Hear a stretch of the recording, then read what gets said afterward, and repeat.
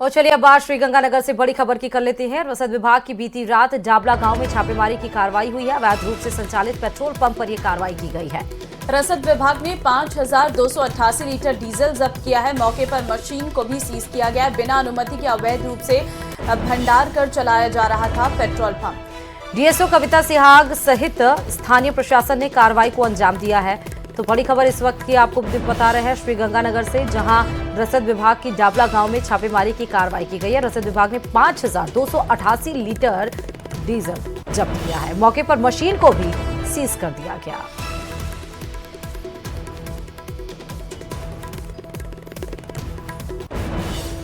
तो आप देख सकते हैं अवैध तरीके से किस तरीके से ये डीजल ले जाया जा रहा है, जो साफ तौर पर सरकार के राजस्व पर एक बहुत बड़ी हानि है। और रसद विभाग ने 5,288 लीटर डीजल यहां पर से बरामद किया है। मौके पर मशीन को भी सीज कर दिया गया। बिना अनुमति के अवैध रूप से भंडार कर चलाया जा रहा था ये पेट्रोल पंप। और डीएसओ कविता सिहाग सहित स्थानीय प्रशासन ने दिया कार्रवाई को अंजाम।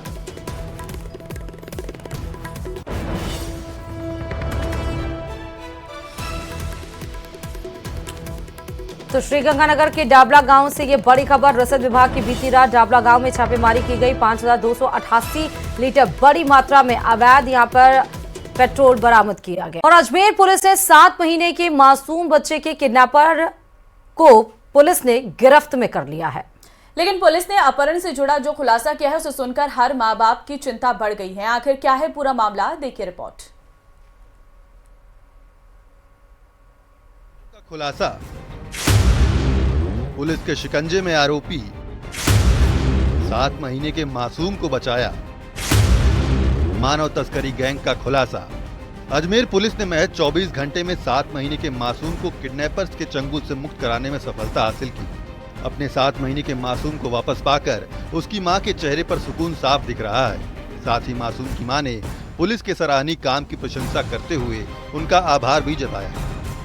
बहुत बहुत खुशी हूँ साहब, मेरा बच्चा सही सलामत मेरे को मिल गया। मैं बहुत खुश हूँ। अजमेर वाले पुलिस को बहुत बहुत धन्यवाद है। इनकी माँ बहनों बहुत खुश रखे। मैं तो इतना दुआ दूंगी मालिक इनको जिंदगी भर कुछ भी ना हो इनका।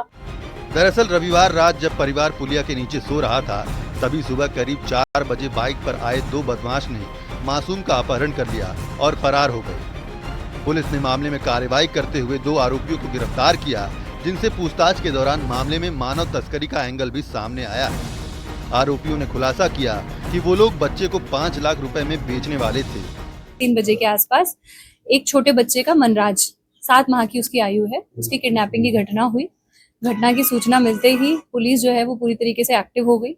एक्टिव होने के बाद हमारे एडिशनल एसपी हेडक्वार्टर के नेतृत्व में मल्टीपल टीमों का गठन किया गया। स्पेशल टीम्स बनाई गई सीसीटीवी देखने के लिए, टेक्निकल सर्विलांस के लिए, साइबर के लिए और आसूचना एकत्रित करने के लिए। इसके बाद निरंतर सैकड़ों सीसीटीवी फुटेजेस को चेक किया गया और रात्रि का समय था और बहुत ही ट्रिकी जो पूरा का पूरा सीसीटीवी देखने का प्रोसेस था वो भी था और इंटेलिजेंस कलेक्शन का भी था। और नेचुरली एक चिंता भी थी कि छोटा बच्चा है और इस तरीके से किडनैप हुआ है, कहीं उसके साथ कोई अनहोनी ना हो जाए। पुलिस के निरंतर प्रयास के बाद आज हमें सफलता मिली है। बालक जो है वो एकदम ठीक स्थिति में हमें मिल गया है। जो लड़का था, 2 लड़कों को डिटेन किया गया है जिनसे पूछताछ जारी है। एक और लड़के का नाम आया है जो मेन अभियुक्त है, जिसका नाम इंद्राज है और उसकी तलाश के लिए टीमें रवाना कर दी गई हैं। अजमेर में बड़ी संख्या में खानाबदोश परिवार अलग अलग स्थान पर रहते हैं और इस तरह की वारदात होना सुरक्षा के लिए खतरा भी माना जा रहा है। वहीं इस घटना के बाद घबराई मां अब मौजूदा स्थान को छोड़कर अपने गांव में जाकर रहने की बात कर रही है। नहीं, हम यहाँ पे नहीं रहेंगे, सब हमारे गाँव चले जाएंगे। हम अभी यहाँ पे नहीं रहेंगे, हमारे गाँव में जाएंगे। बच्चों को होती है सब, लेकिन डर लगता है हमारे, क्यों झुग्गी में रहते हैं। अब पुलिस की तो नौकरी है, लेकिन डेली का धंधा इनका, कोई कैसे अब और भी कुछ समस्या हो जावे तो इनको भी परेशानी होवे, हमको भी परेशानी होवे, तो हम तो गांव में चले जाएंगे सब। पुलिस ने इस पूरे मामले की जांच शुरू कर दी है। गैंग कब से संचालित है और इनमें कौन कौन शामिल है, इन सभी पहलुओं को लेकर जांच की जा रही है। अब देखने वाली बात ये होगी कि पूछताछ के दौरान पुलिस कितने और खुलासे करती है। इन्हीं दोनों से और पूछताछ करें तो और कोई बात भी निकल के आए, लेकिन इनसे ये जो इंद्राज है अभी तक वो मेन अभियुक्त के रूप में आ रहा है और उसको जल्दी ही हमें यकीन है हम उसे डिटेन कर लेंगे और उसके बाद इसकी तह तक जाएंगे कि क्या इसके अंदर कोई मानव तस्करी का गैंग गिरोह इस प्रकार से सम्मिलित है क्या। किसी को भी बख्शा नहीं जाएगा, बहुत ही गंभीर मैटर है और उसी गंभीरता से लिया जाएगा। न्यूज़ 18 के लिए अशोक भाटी की रिपोर्ट। राजस्थान की विभूतियों को पद्मश्री सम्मान दिया जाएगा। बेगम बतूल और शीन काफ निजाम को पद्मश्री से सम्मानित किया जाएगा। तो एक उर्दू के फील्ड में जिन्होंने इतिहास रचा, बड़े अच्छे कवि माने जाते हैं शीन काफ निजाम, उनको पद्मश्री सम्मान दिया गया है। दरअसल राष्ट्रपति द्रौपदी मुर्मू ने पद्म पुरस्कार से उन्हें नवाजा है, उन्हें सम्मानित किया है। तो दो विभूतियां जिन्हें पद्मश्री पुरस्कार से सम्मानित किया गया, उनकी तस्वीरें भी हम आपको दिखा रहे हैं। कल ये कार्यक्रम आयोजित किया गया था जहां पर पद्मश्री से सम्मानित किया गया है दो विभूतियों को, जिसमें एक का नाम है बेगम बतूल और एक का नाम है शीन काफ निजाम। इन दोनों को ही सम्मानित किया गया है। राष्ट्रपति द्रौपदी मुर्मू के द्वारा पद्म पुरस्कार से दोनों सम्मानित हुई हैं।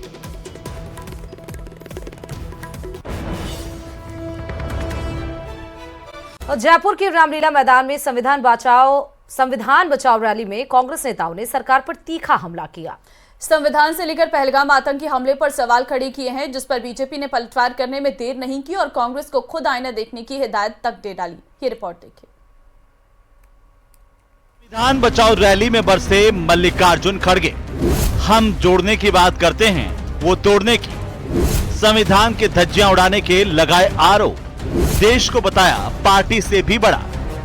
जयपुर के रामलीला मैदान में कांग्रेस ने संविधान बचाओ रैली में सत्ता पक्ष पर कई आरोप लगाए। कांग्रेस के तमाम बड़े नेता मंच पर एक साथ नजर आए। पहलगाम में आतंकी हमले का जिक्र भी किया और संविधान के खतरे में होने की बात कहकर उस पर चिंता भी जाहिर की। कांग्रेस के राष्ट्रीय अध्यक्ष मल्लिकार्जुन खड़गे ने संविधान बचाने की बात कही है। सबसे बड़ा देश है, उसके बाद पार्टी होगी, धर्म होगा और सबके ऊपर ईडी रेड। हमारे पार्टी के जो भी अच्छे अच्छे कार्यकर्ता हैं उनके ऊपर ईडी रेड, जाना, छापे डालना और कोई पार्टी का काम करता है तो उसको कैसा कमजोर करना और उसको कमजोर करके पार्टी से दूर रखना। सबको कमजोर करने की कोशिश तो आपकी चल रही है, लेकिन ऐसे झूठे मुकदमे लोगों को कमजोर करके आप डेमोक्रेसी को कमजोर नहीं कर सकते। खड़गे ने सुरक्षा के मुद्दे पर सरकार से सवाल भी किया और 400 पार वाले नारे पर चुटकी भी ली। खड़गे ने कहा कि आज देश में जितनी बड़ी स्कीमें हैं वो सब कांग्रेस की देन है। बीजेपी सरकार पर उन्होंने महंगाई और बेरोजगारी बढ़ाने के आरोप लगाए। कांग्रेस के दूसरे दिग्गज भी मल्लिकार्जुन खड़गे की भाषा में सत्ता पक्ष पर हमला करते नजर आए। लंबे समय से जब से राहुल गांधी जी ने संविधान हाथ में लिया है तब से सुनते आ रहे पार्लियामेंट के अंदर कि पार्लियामेंट के बाहर किस प्रकार से संविधान की धज्जियां उड़ रही है। रोजाना जो संविधान को बदला जा रहा है, कांग्रेस का कार्यकर्ता अगर मुख्यमंत्री को काला झंडा दिखा दे तो उस कार्यकर्ता को और उसके परिवार को प्रताड़ित करने का काम जो कर रहे हैं, ये भी संविधान को कमजोर करने का काम है। अब विपक्ष ताबड़तोड़ हमले कर रहा था तो सत्ता पक्ष ने भी तुरंत करारा जवाब दिया।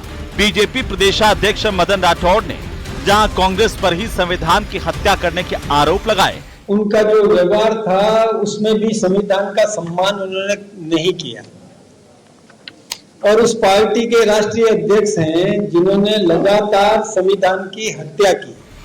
बहरहाल विपक्ष एक तरफ आतंकी हमले के मसले पर सरकार के साथ खड़े होने की बात कह रहा है, लेकिन जिस तरीके से संविधान बचाओ रैली के नाम पर विपक्ष ने सत्ता पक्ष को घेरने की कोशिश की है, वो साफ जाहिर करता है कि सियासत में कोई किसी का सगा नहीं है। Bureau report, news 18 Rajasthan.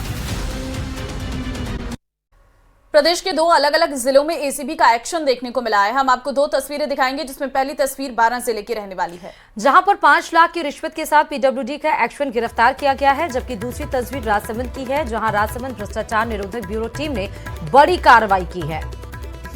और साथ ही साथ धौलपुर के पटवारी को 40,000 रुपए की रिश्वत लेते हुए रंगे हाथों गिरफ्तार किया है। तो 2 तस्वीरें हम आपको दिखा रहे हैं जहां पर भ्रष्टाचार पर एसीबी का एक्शन देखने को मिला है और इस दौरान बारा और ये राजसमंद में 2 बड़ी कार्रवाइयां देखने को मिली हैं।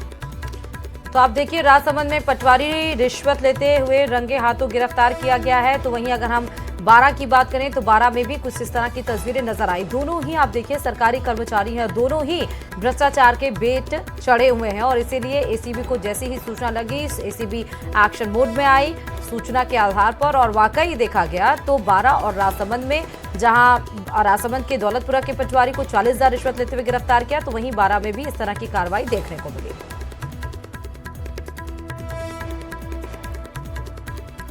तो चलिए, दौसा से भी बड़ी खबर आपको बता रहे हैं। छत्तीसगढ़ के मुख्यमंत्री आज मेहंदीपुर बालाजी आएंगे। मुख्यमंत्री विष्णुदेव का बालाजी दर्शन का कार्यक्रम है। दौसा और करौली प्रशासन अलर्ट हो गया है। 4:20 पर मेहंदीपुर बालाजी आने का कार्यक्रम है। बालाजी दर्शन के बाद हेलीकॉप्टर से जयपुर जाएंगे, ये उनका पूरा कार्यक्रम रहने वाला है। तो आज सीएम विष्णुदेव का बालाजी दर्शन का कार्यक्रम है। 4:20 पर वो मेहंदीपुर बालाजी आएंगे और बालाजी दर्शन के बाद हेलीकॉप्टर से वो वापस जयपुर जाएंगे। छत्तीसगढ़ के मुख्यमंत्री हैं और आज मेहंदीपुर बालाजी आ रहे हैं और प्रशासन उनके इस कार्यक्रम को लेकर पूरी तरीके से अलर्ट है।